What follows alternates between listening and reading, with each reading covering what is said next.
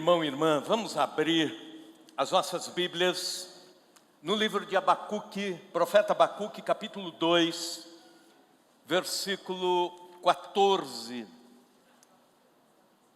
Vai ser projetado aqui, mas você pode abrir a sua Bíblia como é costume de todos nós. E eu gostaria que nós lêssemos este texto todos juntos, porque se trata de um versículo apenas. Eu quero falar hoje sobre a importância que há em reconhecermos a glória de Deus. A Deus toda a glória. Quando a gente diz glória a Deus, quando a gente pronuncia, quando a gente declara a glória de Deus, quando a gente vive isso, quando a gente rende a glória de Deus, nós estamos entrando num dos valores mais importantes da fé evangélica. Abacuque capítulo 2, versículo 14. Vamos juntos falar? Pois a terra se encherá do conhecimento da glória do Senhor, como as águas cobrem o mar. De novo, pois a terra se encherá do conhecimento da glória do Senhor, como as águas cobrem o mar.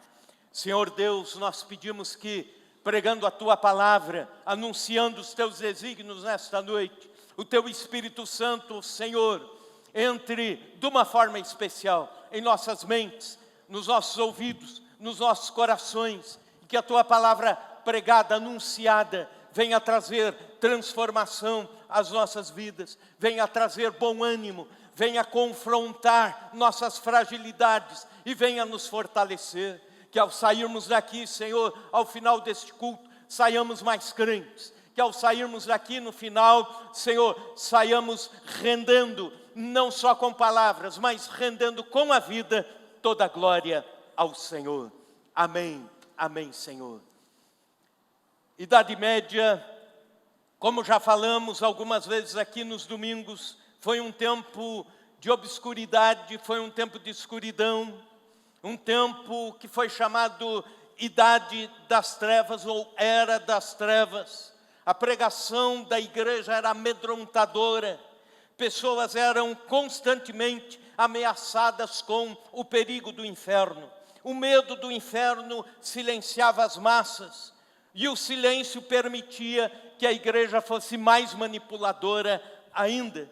E foi neste contexto que a igreja empoderou-se e trouxe supostamente a sua responsabilidade, para a sua responsabilidade, a salvação de pessoas ou a perdição de pessoas, o perdão de pecados ou a absolvição de pecados, o julgamento de pessoas, a condenação de outros tantos. E é nesse contexto que a igreja se empoderou e começou a chamar para si a glória que era devida somente a Deus.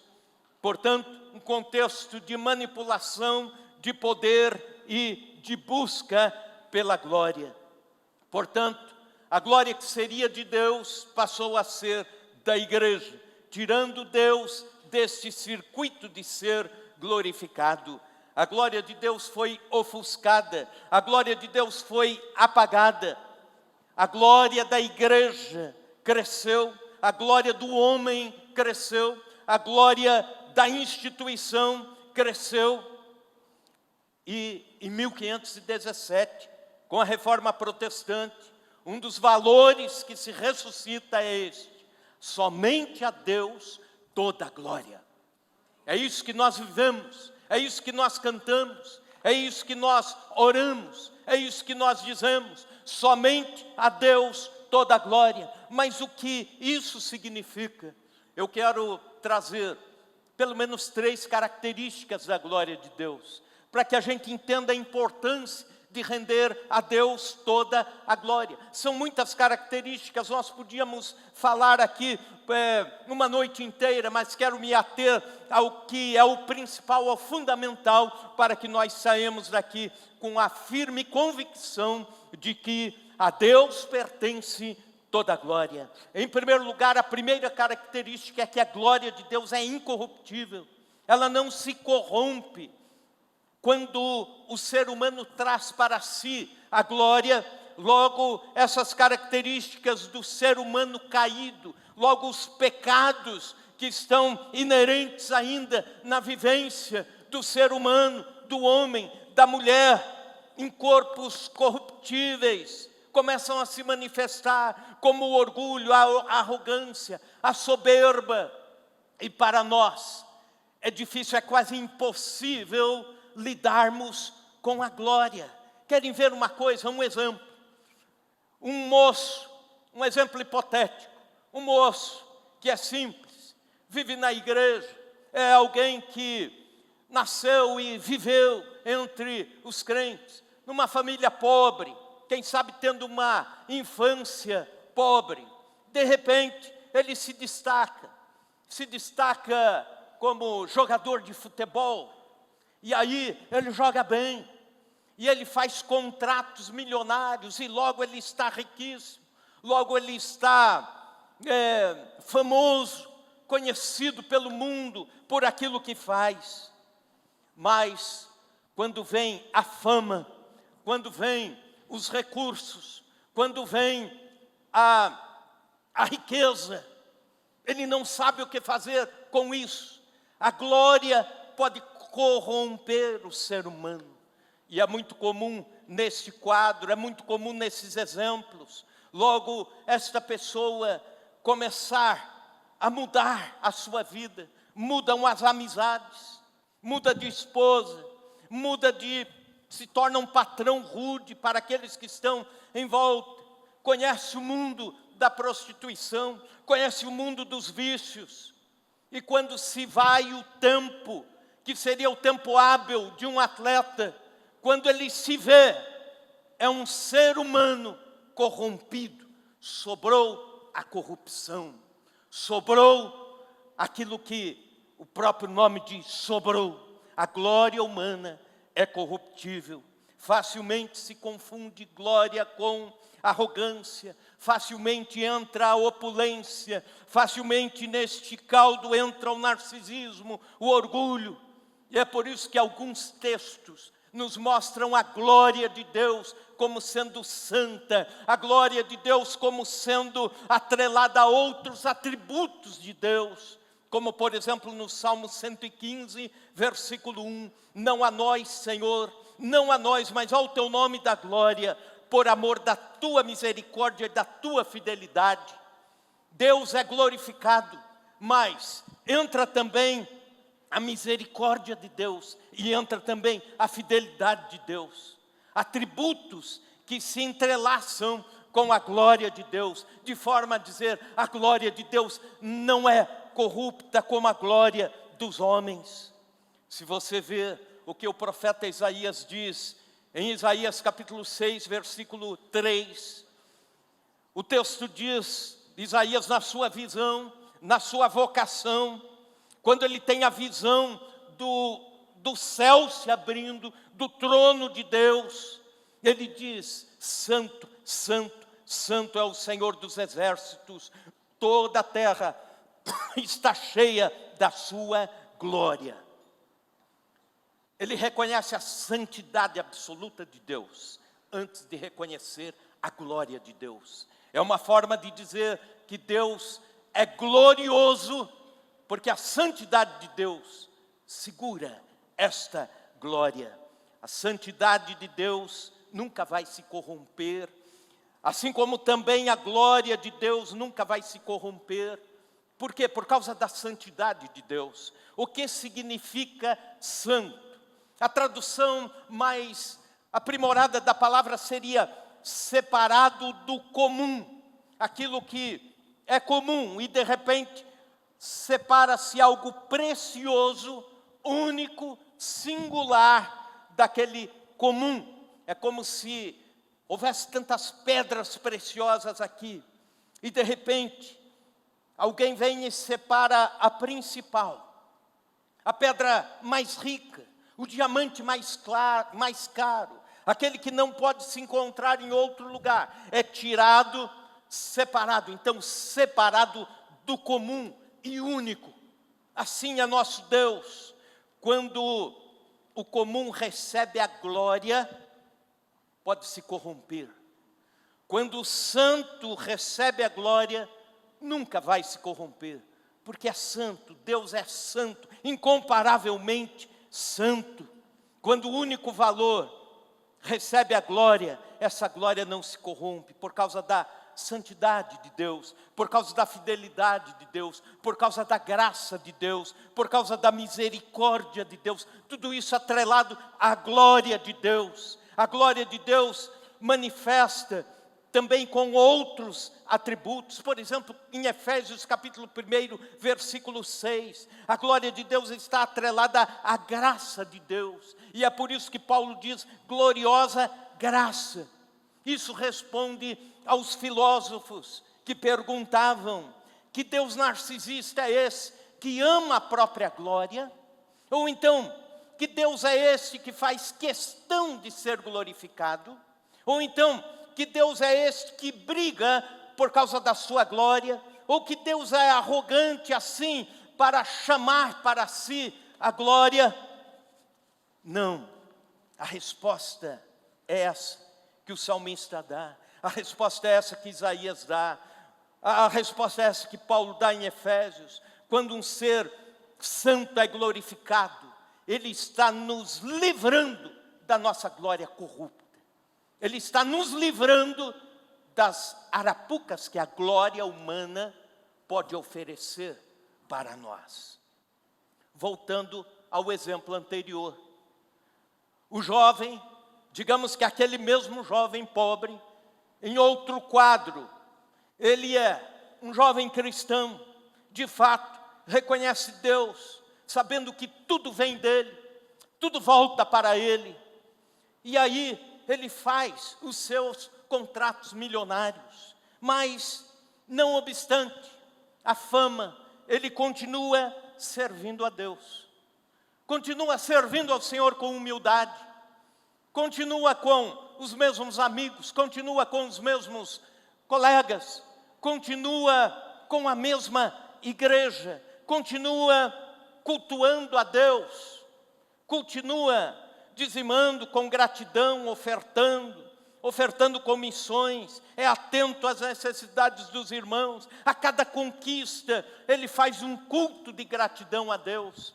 A cada conquista, ele rende esta glória para Deus. Como um jogador de futebol lá do Paraná, que não obstante a sua fama, o que poderia ser a glória humana, a cada passo que ele dava, conquistando, ele, na segunda-feira, por vezes os jogos aconteciam no domingo, e na segunda-feira, ele ligava para alguns amigos dizendo, hoje à noite, vamos vir aqui em casa, para juntos orarmos e agradecermos a Deus. E ele aproveitava, quando inclusive fazia um gol, ou saía na mídia, ele já convidava, chamava alguns amigos não crentes, para falar de Jesus, do amor de Jesus, e dizer, hoje nós vamos jantar juntos, porque eu quero te contar alguma coisa que está no meu coração, e eu preciso compartilhar com você. Isso é render glória a Deus, isso é reconhecer a glória do Senhor. A glória de Deus nos livra da corrupção da nossa própria glória. Lembram do primeiro exemplo? Ele termina corrompido, acabado. Num segundo exemplo, ele rendeu glória a Deus e termina bem. Se aposenta bem, continua a sua carreira de outras formas, mas ele soube render glória a Deus. A glória do homem é corrupta, a glória de Deus é incorruptível. Segunda característica, a glória de Deus é inegociável.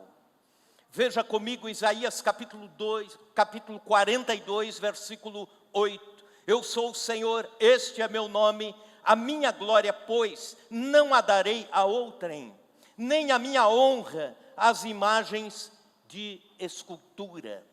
Deus está dizendo, eu não negocio a minha glória. Ao longo da história, o ser humano reconhece que a Deus é a glória, mas parte dela eu posso ficar com ela, eu posso ficar com um pouco dessa glória para mim, eu posso ficar com alguns elogios, eu posso ficar com alguns reconhecimentos, eu posso ficar com algum orgulho armazenado aqui, eu posso ficar, afinal Deus já tem tanta glória, deixa eu ficar com um pouquinho. E essa negociação silenciosa acaba por corromper o coração humano, o coração do homem, o coração da igreja. A glória de Deus é inegociável. Nas páginas das Escrituras Sagradas, nós encontramos Deus chamando para si a glória absoluta e inegociável. Por exemplo, a glória de Deus é absoluta na salvação do homem. A glória de Deus é o fim de alguém ser salvo. É salvo, somos salvos para glorificar a Deus. Somos salvos para espalharmos a glória de Deus por este mundo, por essa cidade, por onde vivemos. Veja bem, abra a Bíblia comigo em Efésios capítulo 2, versículos 1 a 10. Efésios 2, 1 a 10. Nós encontramos 3 blocos aqui que eu quero chamar a atenção a você. Primeiro, do versículo 1 a 3, mostra como nós éramos antes de conhecer a Cristo. Como era a nossa natureza caída, depravada, antes de conhecermos a Cristo. Capítulo 2, versículos 1 a 3, Ele vos deu vida, estando vós mortos nos vossos delitos e pecados, nos quais andastes outrora, segundo o curso deste mundo, segundo o príncipe da potestade do ar, do espírito que agora atua nos filhos da desobediência, entre os quais também todos nós andamos outrora, segundo as inclinações da nossa carne, fazendo a vontade da carne e dos pensamentos, e éramos por natureza filhos da ira, como também os demais. Está falando aqui da nossa natureza caída, como éramos nós. E escute isso, não venha dizer para Deus que você era bom, que você tinha direito ao céu, que você e eu tínhamos direito à vida eterna por nós mesmos, pelas nossas obras, ou pela justificativa humana, ou pela justiça própria. Não, diante de Deus estávamos mortos em nossos delitos e pecados. Aí, versículos 4 a 6. Mas Deus, sendo rico em misericórdia, e aí entra um mas Deus, sendo rico em misericórdia, por causa do grande amor com que nos amou, e estando nós mortos em nossos delitos, Ele nos deu vida juntamente com Cristo, pela graça sois salvos. Aleluia! E juntamente com Ele nos ressuscitou e nos fez assentar nos lugares celestiais em Cristo Jesus. Mas Deus nos deu vida, Ele nos alcançou, Ele nos tirou das trevas para a luz. Alguns estavam servindo as obras das trevas, Jesus tirou. Na sua misericórdia, Ele alcançou. Outros estavam inclinados às obras da carne. Jesus, de uma forma milagrosa, veio e fez a sua obra transformadora. Mas Deus, guarde essa expressão, Deus entra na nossa história. E você pode se alegrar nesta noite, porque Deus entrou na sua história. Você pode glorificar o nome de Deus, porque Ele entrou na história da sua vida. Mas Deus nos salvou, nos alcançou, nos redimiu com o seu sangue vertido na cruz do Calvário. E aí, terceiro bloco, dos versículos 7 a 10, ele nos mostra o porquê nós fomos salvos e alcançados por Cristo. Veja comigo, para mostrar nos séculos vindouros a suprema riqueza da sua graça em bondade para conosco em Cristo Jesus, porque pela graça sois salvos mediante a fé. Isso não vem de vós, é dom de Deus, não de obras, para que ninguém se glorie. Pois somos feituras dele, criados em Cristo Jesus para as boas obras, as quais Deus de antemão preparou para que andássemos nelas. Se hoje você vive em santidade, é porque Deus, antes da fundação do mundo, já tinha preparado isso para você.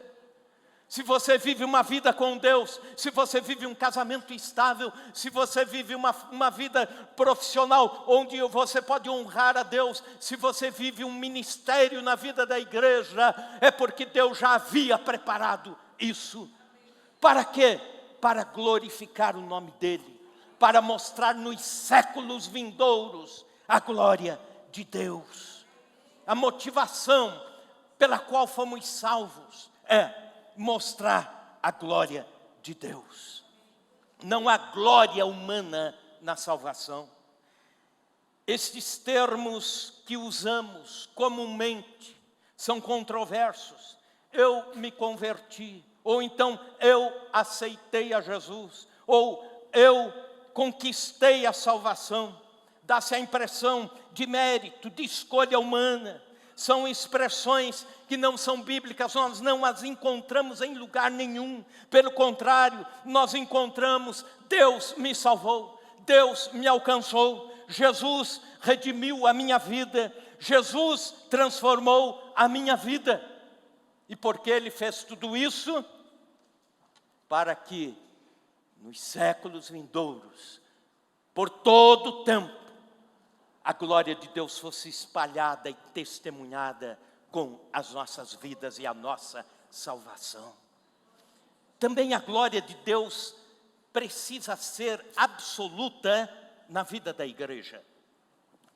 Efésios capítulo 3, versículos 20 e 21, o texto diz: ora, àquele que é poderoso para fazer infinitamente mais do que tudo que pedimos ou pensamos, conforme o seu poder que opera em nós.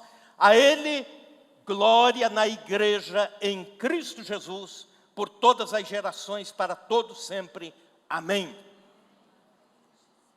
A glória na igreja, na vida da igreja, deve ser rendida somente a Deus. Não cabe em nossos espaços de culto, não cabe em nossos espaços de adoração a glória ao ser humano, ao homem, aquele que foi alcançado por Jesus, aquele que é objeto da graça de Deus. Mas, cada vez mais, na vida da igreja, na caminhada da igreja, somos tentados a pegar um pouco desse esplendor divino, um pouco da glória de Deus e transformá-la em glória da igreja. Por quê? Uma pergunta que me fazem. Porque atualmente não vemos tantos milagres acontecerem como no passado. Por que não existem tantos prodígios e maravilhas como no passado? Por que não há tantos sinais milagrosos de Deus na vida da igreja, como em séculos passados, ou como na igreja primitiva? Eu penso que uma das razões é porque a igreja prontamente quer pegar a glória que é de Deus para si. Se um paralítico anda, a igreja faz a propaganda disso. Venha para cá, porque é aqui que as coisas estão acontecendo. Se um cego vê, o pastor acende luzes de neon e anuncia nas redes sociais, dizendo: venha para cá, é aqui, é na minha igreja, é na denominação tal, ou é no lugar tal, o endereço é o tal.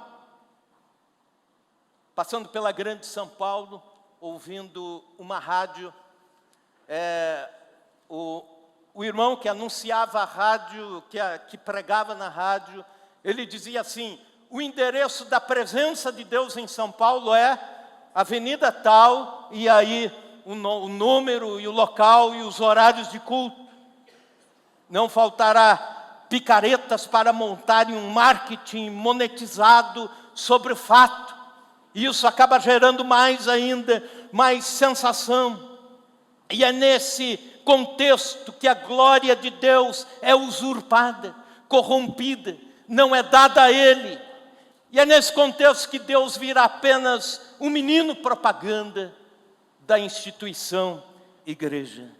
Mesmo a igreja sendo de Deus, ela não tem direito à glória de Deus. Nós somos apenas mordomos daquilo que Deus dá. Sabe o que é mordomo? Mordomo era o escravo que cuidava das riquezas do seu senhor. Ele era escravo, não tinha direito à liberdade, não tinha direito às riquezas, mas ele apenas cuidava das riquezas do seu senhor. E quando ele morria sem nada, a menos que tivesse em algum momento conquistado a liberdade, ou comprado a liberdade, ou ter a sua alforria. Caso contrário, ele lidava com as riquezas, sem que fosse delas. Querido irmão, nós somos mordomos da glória de Deus, apenas isso. Ela não cabe a nós, ela não pode vir para nós. Nós podemos apenas espalhá-la com a nossa vida, nós podemos apenas profetizá-la a este mundo.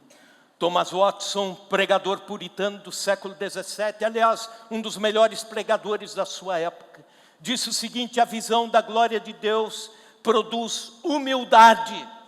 Se alguma coisa acontecer ao contrário, estará algo errado. A visão da glória de Deus produz humildade, porque as estrelas somem quando o sol aparece. Quando Jesus aparece no céu da igreja, as estrelas somem. Toda a glória é para Ele.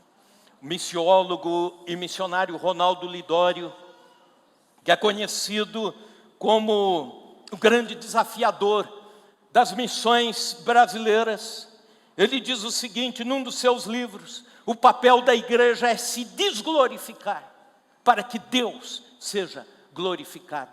O papel da igreja é se desglorificar para que Deus seja glorificado. Aproveito que temos aqui vários irmãos queridos da Assembleia de Deus e vou citar um fato de Gunnar Wingren, missionário que Deus trouxe há 100 e tantos anos atrás da Suécia para o Brasil e foi muitíssimo usado por Deus em todo o território brasileiro, pregando o Evangelho junto com seu amigo Daniel Berg e junto com a sua esposa, a Frida Wingren, que compunha hinos, que escrevia artigos. Aliás, ele era um homem muito sério naquilo que fazia. E Deus ia o usando. Ele ia pregando, ensinando, iniciando as igrejas, sofrendo oposições. Em algumas situações até o apedrejamento. Em algumas situações sofrendo até com a violência. Mas indo, pregando o Evangelho, levando o Evangelho. E quando ele se aposenta, humildemente, ele volta para a Suécia. E perguntaram a ele: o senhor não vem aqui para fazer uma grande despedida de pompa? Ele disse: não. Porque quem me usou foi o Espírito Santo de Deus. Então toda a glória é para Deus. Toda a glória ao Senhor. No movimento missionário, por exemplo, o papel da igreja é apenas refletir a glória de Deus, amar a glória de Deus e levá-la a quem não conhece, levá-la às nações que não a conhecem, expandir a glória de Deus. O propósito final de missões é este: levar a glória de Deus aos povos. John Piper, pregador americano, que está em alta com seus ensinos, seus livros hoje em dia, ele diz que fazer a glória de Deus conhecida entre os povos deve ser a finalidade de todo e qualquer missionário. Salmos 96, versículos 6 a 8, Glória e majestade estão diante dele, força e formosura no seu santuário. Tributai ao Senhor, ó família dos povos, tributai ao Senhor glória e força, tributai ao Senhor a glória devida ao seu nome. É o levar a glória de Deus às famílias dos povos. Em primeiro lugar, como disse, a glória de Deus é incorruptível. Segundo lugar, outra característica, ela é inegociável. Mesmo a igreja não pode negociá-la. Mesmo o ser humano, mesmo o homem salvo por Cristo, não pode entrar em nenhuma negociação com a glória de Deus. Ela é apenas de Deus. Também encerro dizendo a última característica, ela é perceptível. A glória de Deus pode ser percebida. Salmos 19, versículo 1, os céus proclamam a glória de Deus e o firmamento anuncia as obras das suas mãos. Quando você olha para os céus, você sabe, alguém o criou, Deus o criou, Deus formou e sustenta o universo. Toda a glória a esse Deus. Salmo 97, versículo 6. Os céus anunciam a sua justiça e os povos veem a sua glória. Os povos veem. Mesmo quem não conhece o Evangelho, olhando para este mundo, olhando para o universo, vai ter a percepção da glória de Deus. Mesmo que alguém nunca tenha recebido nenhuma informação sobre Deus, vai reconhecer, olhando para a natureza, a glória de Deus. Mesmo que alguém nunca tenha ouvido falar de Jesus, vai olhar a natureza e vai perceber a glória de Deus. De alguma forma, apesar da queda, apesar do pecado, apesar da depravação, o homem, ainda assim, o ser humano ainda assim pode perceber a glória de Deus. Ouvi falar de um médico na África do Sul. Não lembro o seu nome, mas lembro da história. Ele era ateu convicto, profundamente ateu. E argumentava e contra-argumentava muito bem, defendendo as suas posições, dizendo Deus não existe, Deus é um mito. E ele formava, sistematizava todo o seu pensamento. E ele, em dado momento, disse, eu quero comprovar, de que alguém pode viver muito bem, alguém pode se destacar, sem em nenhum momento conhecer, ouvir falar de Deus, de um Deus criador. Isso é uma contaminação religiosa. Se alguém viver, se criar e viver, imune a essa contaminação religiosa, vai ser alguém mais inteligente, vai ser alguém que, com certeza, vai se destacar sem precisar do ópio da religião, ou das suas crenças, ou dos seus mitos. E ele então adotou um menino, adotou uma criança de colo. E ele disse, este menino nunca vai ouvir sobre Deus. Este menino nunca vai ouvir sobre a criação. Este menino nunca vai ouvir a teoria de que Deus criou as coisas. E ele separou uma fazenda muito linda, bem preparada, e disse às pessoas que ele contratou, pessoas também que não criam em Deus, ateus como ele, para cuidarem do seu filho. Seu filho foi crescendo sem nunca ouvir falar a palavra Deus, sem nunca ouvir o conceito de Deus, sem nunca ouvir qualquer versículo da Bíblia, ou qualquer teoria, ou qualquer relato sobre a criação. Este menino foi crescendo, sem nunca ouvir. Os professores vinham na fazenda, ensinavam todas as disciplinas. O pai rigorosamente mantinha os ouvidos do filho vedados para qualquer iniciativa de religião, qualquer narrativa religiosa. E o menino foi crescendo. Não havia nenhuma mídia que falasse sobre Deus para aquele menino rigorosamente isolado de qualquer conceito de Deus. Esse menino estava completando 15 anos. Seu pai, o médico, entrou na fazenda no dia do aniversário do menino e olhou. O menino estava contemplando o pôr do sol, assentado numa cerca de madeira, e depois da cerca um precipício. E o menino estava lá sentado, e o pai trouxe a caminhonete para dentro da porteira e desceu a pé. E foi indo, chegou mais perto do menino, observou que o menino estava falando alguma coisa, e foi bem quietinho, chegando perto, sol se pondo, menino assentado, e em dado momento, o menino esticou os braços assim, e o pai se assustou, pensando que ele poderia cair, e o pai chegou mais próximo e ouviu o menino gritar: Sol, manda meu abraço para o teu Criador. Sol, manda o meu abraço para o teu Criador. Ele nunca tinha ouvido que Deus havia criado alguma coisa. Mas no ser humano existe o conceito de que Deus criou todas as coisas. No ser humano existe o conceito de que Deus sustenta o mundo, de que Deus sustenta o universo, que Deus governa todas as coisas, que Deus mantém, que Deus provê, que Deus cuida de tudo. Mesmo que alguém seja isolado desses conceitos, mas no profundo do coração, ele sabe: Deus, manda meu abraço. Sol, manda meu abraço para o teu Criador.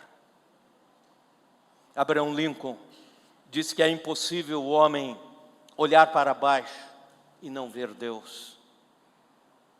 Aliás, é possível o homem olhar para baixo e não ver Deus, mas é impossível olhar para frente ou olhar para o alto e não ver Deus.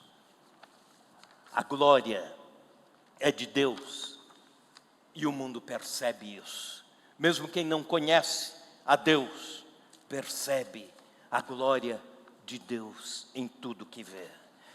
A glória de Deus é incorruptível, é inegociável e é perceptível. Eu quero encerrar com o texto de Apocalipse capítulo 4, versículos 10 e 11.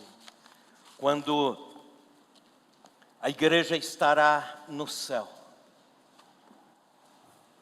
E eu posso dizer que é a cena corrigida. É a cena corrigida. A igreja no céu. Os 24 anciãos. Quem são os 24 anciãos? Todos os salvos da velha aliança. Os 12, o número simbólico de um povo da velha aliança. O 12, mais 12, um número simbólico da nova aliança.